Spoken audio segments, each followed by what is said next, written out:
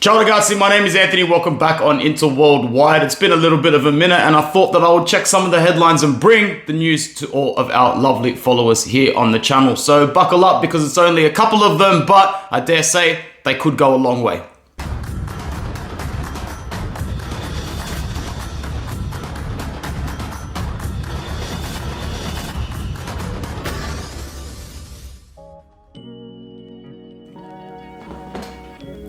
Our first story today comes from a player that kind of did set the world on stage in the World Cup for maybe 1 or 2 games, and we knew that this would happen. We knew that Denzel Dumfries was capable of putting in a couple or a few performances that would have some of the bigger clubs in the world, in particularly the ones in England, frothing, absolutely frothing at the mouth at this guy's getting behind playability as a wingback. Now, I dare say they haven't watched as many Inter games as we have, so they're probably not looking at the amount of times that Dumfries has failed to beat a man, or the times that Dumfries has failed to deliver a fatal cross, or basically create anything from that right-hand side. However, it all comes down to the World Cup. The World Cup is the main stage where players get to showcase even those small little repertoires in their arsenal that they've got. Speaking of English clubs, Arsenal are one of the clubs that not only, the English outlets, but even Fabrizio Romano has reported that have dipped their toes into the pool for Denzel Dumfries. Other clubs include Tottenham, but most notably Chelsea and Manchester United. Now, we know that Manchester United have a Dutch manager in Erik ten Hag. There is absolutely no doubt that he would already be talking about this potential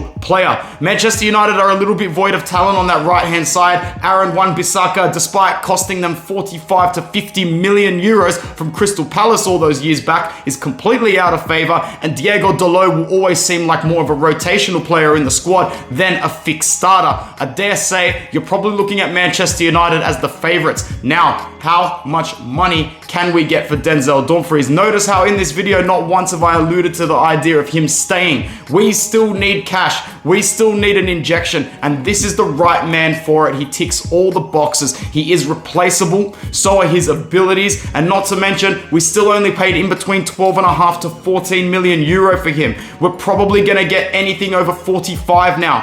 I said it at the start of the World Cup. All he needs is a couple of goals or a couple of assists in a couple of games. And that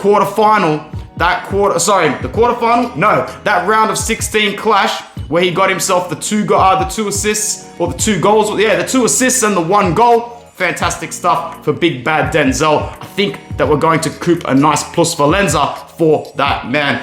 Moving over from someone that would still be quite sad to see go to someone that most of us would be happy to see the back door of, Joaquin Correa. Now, news is coming out in a few outlets just yesterday that his entourage has been told by Inter, try and find him a new club.